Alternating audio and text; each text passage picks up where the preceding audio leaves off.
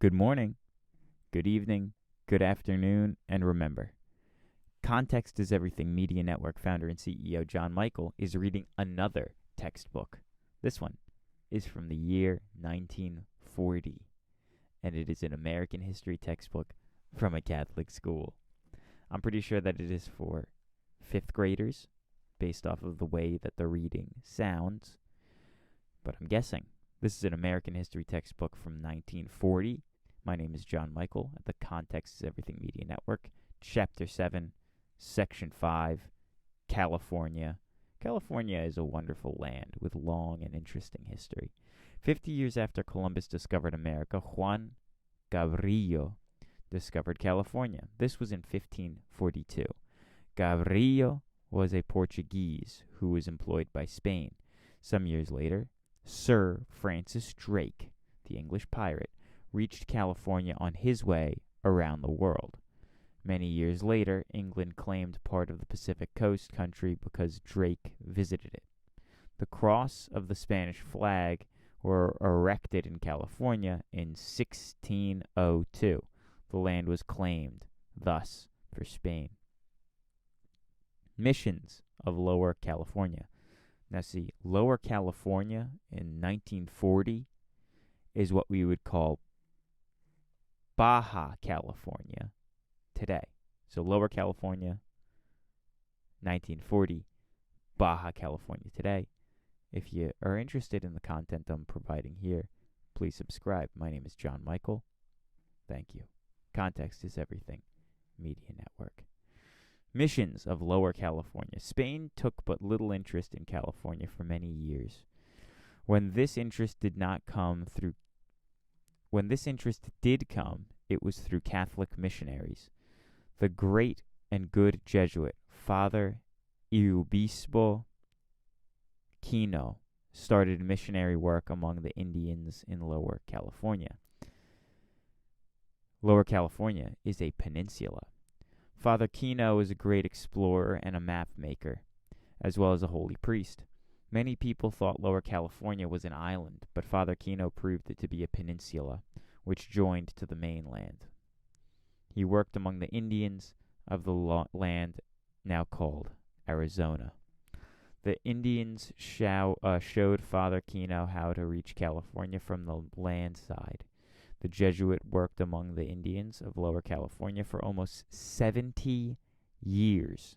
Suddenly, the Spanish king took a dislike to the Jesuit. They were ordered to leave Spain and all Spanish countries. Why? That's all you're going to say? Why? Why did they do that? Father Junipero Serra. Spain was not willing to abandon California. As a Catholic nation, she did not let the Indians become pagans again. Spain felt that if she neglected the land, Russia would claim it. Russians were in Alaska, and they were pushing southern down the coast. They might soon reach Upper California, so Spain sent the Franciscan fathers to establish missions in California. The leader of the Franciscans was Father Junipero Serra. The first mission was founded at San Diego in 1769. Year by year, others were added. Today in California, there is a magnificent motor road. It is called the Royal Road. This was but a narrow footpath in the days of the mission. Along it, the mission's stations were built. There were 21 in all. The farthest north was at San Francisco on Lovely Bay in mid-California. The great city now bears the name of its mission. San Francisco grew around the mission. Another mission was named Los Angeles in honor of Our Lady, Queen of the Angels. It is now the largest city in California, now meaning 1940. Father Serra and the Franciscans labored hard and suffered many hardships. They won countless souls for Christ. Founding the missions, Building up a mission was hard but interesting work. The first priests chose good locations. Then a simple little chapel was built. First, the priests chose good locations. Then a simple chapel was built as a home for our Lord. A small house for the missionaries was also built.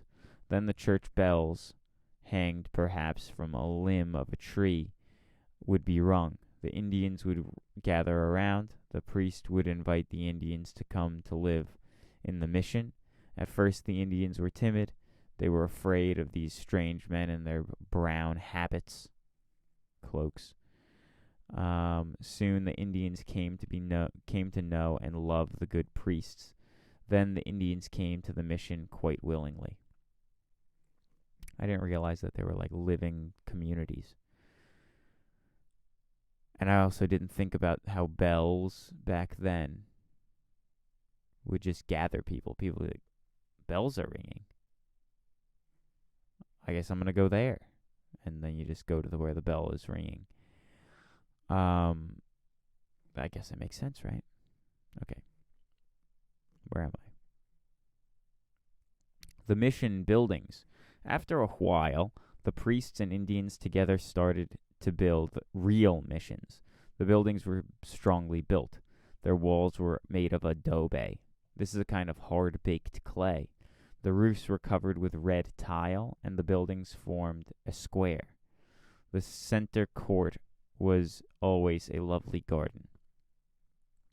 The principal building of the church was the lovely mission churches, which are still standing.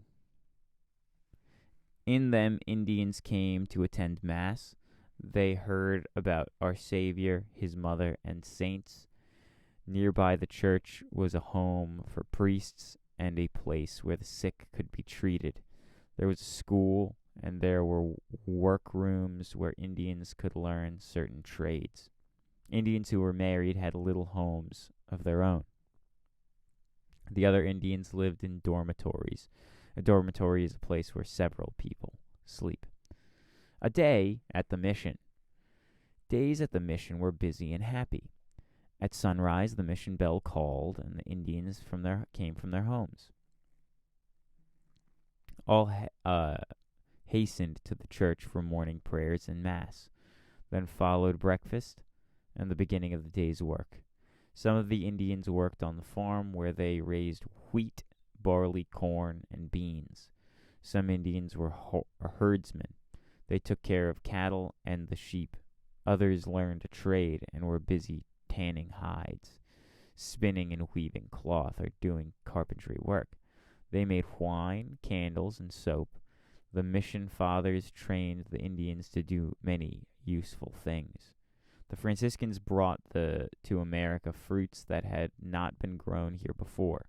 From sunny Spain, they brought oranges, lemons, grapes, and for wine, and olives for oil. These are fruits which help make California rich today.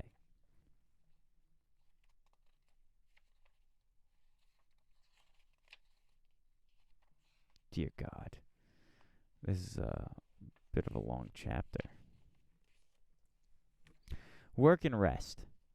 The day's work was not too long, nor too hard. 6 or 7 hours each day was enough. No work was done during the heat of the day from 11 o'clock to 2 o'clock. Sundays and many holy days were days of rest from hard labor. This happy and useful life at the mission continued until Mexico rebelled against Spain and became independent. The mission fell into ruin and decay. Missions. John Charles Fremont. Americans in California. Shortly after the Americans started to go into Texas, other Americans went to California. First went a party of fur trappers sent out by Jebediah Smith. Their idea was to find out all of the secrets of the land between the Rocky Mountains and the Pacific coast. California belonged to Mexico, and the Americans were not always welcomed. This little band of Americans, footsore and weary, were well received by some of the Catholic missionaries who still remained. Friendly gentlemen, Jebediah Smith called them. After various adventures, Smith worked his way alone up the entire length of California. He finally got back to Salt Lake. Americans continued to go into California. Parts of that country had more Americans than Mexicans in a few years' time. Riches were there for all who would take them. The farmer found splendid soil. The rancher found grassy valleys for cattle. The trapper found fur-bearing animals, and they were plentiful. A famous scout. Then war broke out. When war broke out between America and Mexico, United States and Mexico, the United States government did not forget the Americans in California. At that time, famous scout John Charles Fremont was camping in that country. A scout is a person who gets information. The government at Washington sent a message to him. It told him to look after Americans in California. California had now become enemy country. Fremont was born in Savannah, Georgia. Really lovely town.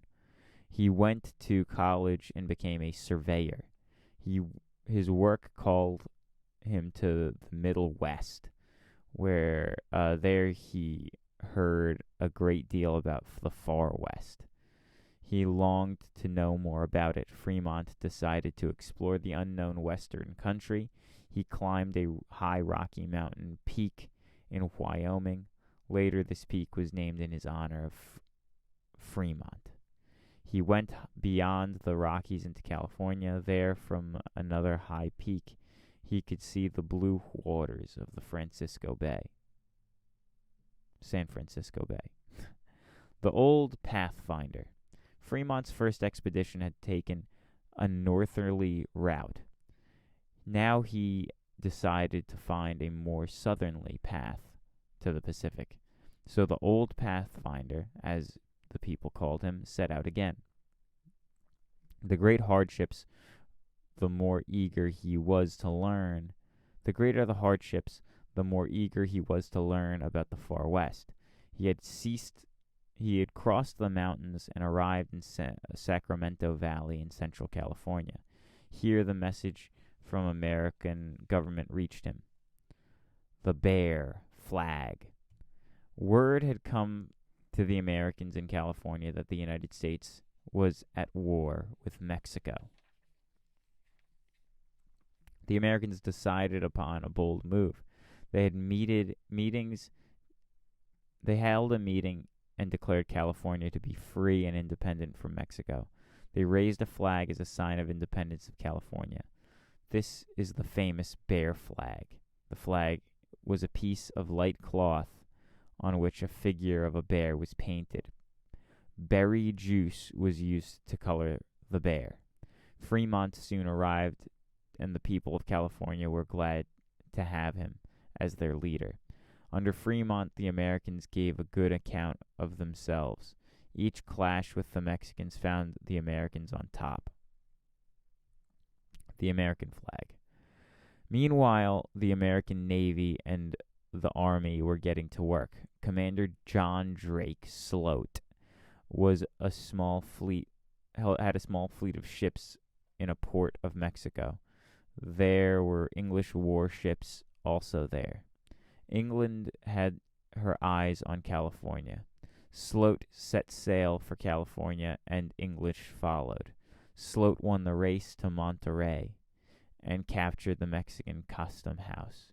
He raised the American flag for the first time in California. The English fleet arrived later. Sloat had his decks cleared for action, but there was no trouble. The English realized that they had arrived too late.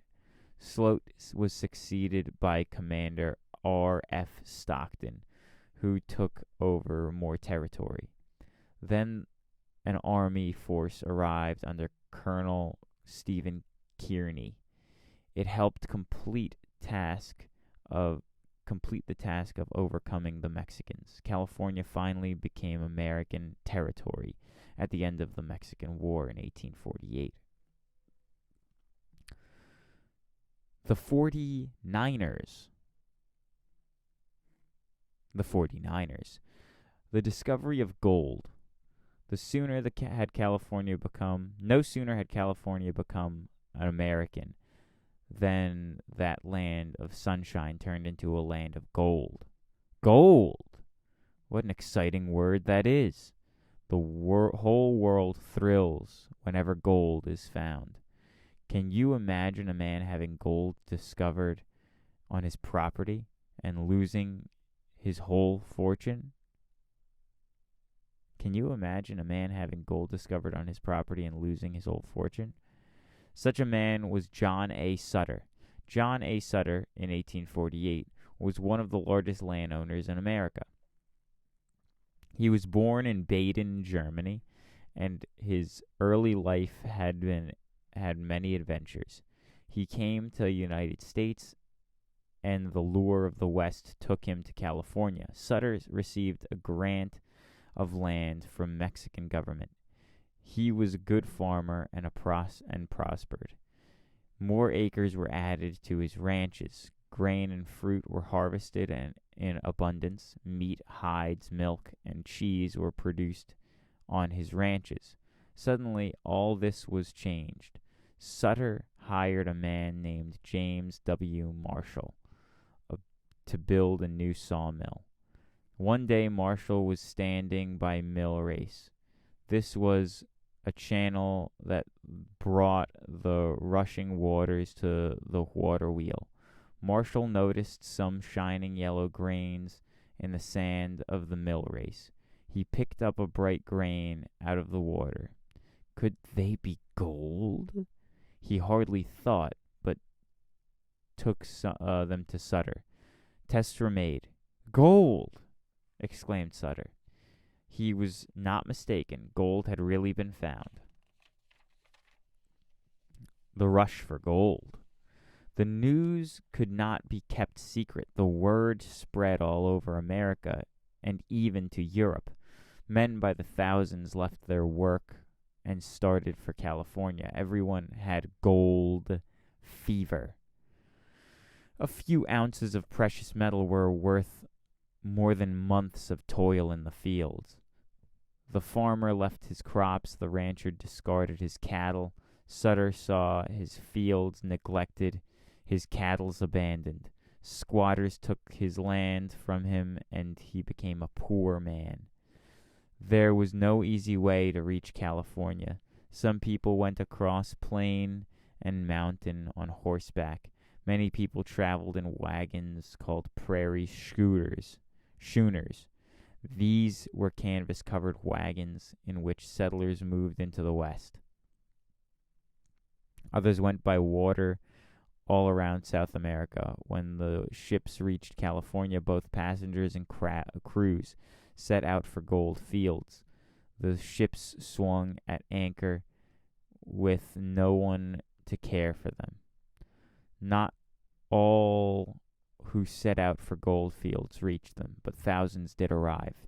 2 years after gold was discovered, there were almost 100,000 people in California. The picture gives some idea of how San Francisco looked during the gold rush. Many who did not find gold found something better. They found fertile soil and delightful climate. California had the large enough population to become a state by 1850. Are they called 49ers because they came to California in the year 1949? Am I getting that right? Because they didn't mention that, but that sounds like it might be the case. That's it. God bless. Goodbye. Have a lovely day, and please subscribe if you haven't already.